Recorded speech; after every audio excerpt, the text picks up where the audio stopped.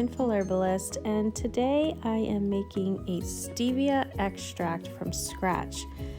Now, I don't know about you, but I've been cutting sugar out of my diet, so once in a while when I get a sweet tooth, I do look for something that can satisfy that sweet craving that also isn't going to spike my sugar levels. And I know right now a lot of people are into keto, and so they're looking for sugar replacements. So if you go to the store and you buy a sort of stevia extract or a powdered stevia, you'll notice that the stevia extracts are clear and the powders are white. And I just find this so interesting because stevia is actually a plant. And so in order for it to become a powder, you would normally dry the leaf and then powderize it. So in the end, you have a product that is green.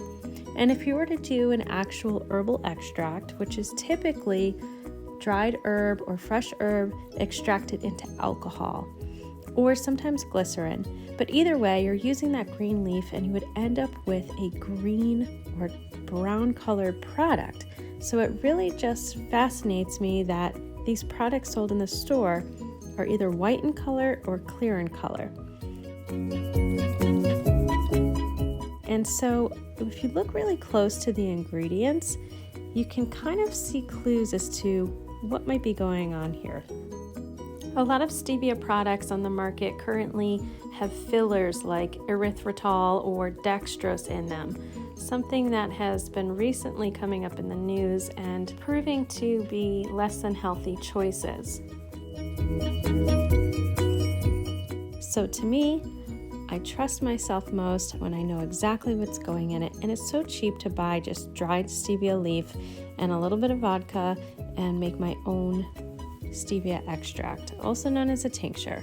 So I'm just going to fill a jar halfway with some dried herb, and then I'm going to pour over my choice of organic vodka. This way I know, in this case, this is corn vodka. It's organic. It's not sprayed with pesticide. There's no GMOs. I can trust the ingredients. And right away, you're going to start seeing that the alcohol is extracting that stevia.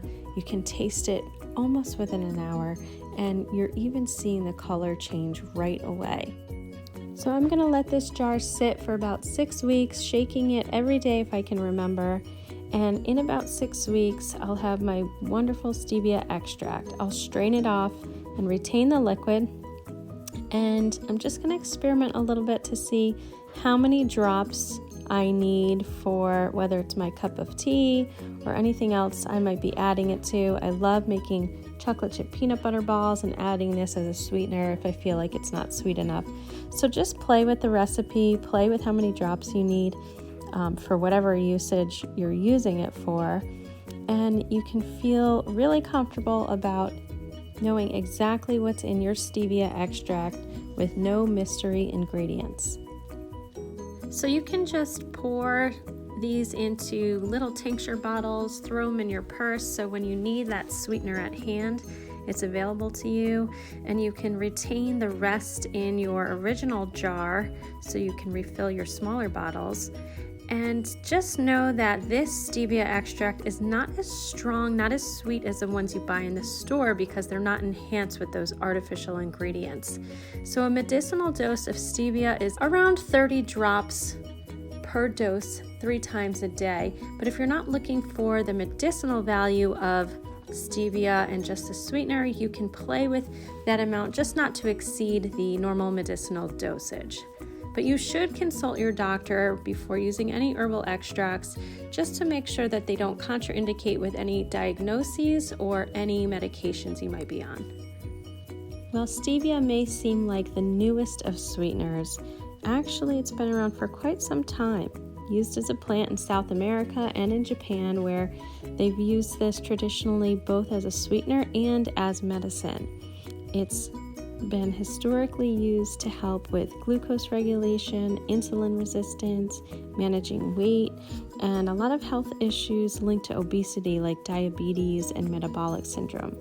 Stevia has also been shown to reduce LDL cholesterol and triglycerides and lower blood pressure, protecting the heart and preventing future conditions such as arteriosclerosis, heart attacks, and strokes. Stevia is actually really easy to grow, especially in the Northeast where I live. So find yourself some seeds or head over to your garden center. A lot of them are actually carrying transplants of stevia. So you can grow your own, hang them upside down to dry, and powderize your own stevia, make your own stevia extract, or just put a little of that leaf, that dried leaf, into your tea or your coffee, whatever it is you're brewing, to add a little bit of sweetness to your brew. I hope you've enjoyed learning about stevia, the plant, not to be conflated with the products on the supermarket shelves, and that you seek to deepen your relationship with this wonderful plant ally. For more information about my work, including upcoming workshops, visit my website at www.themindfulherbalist.com.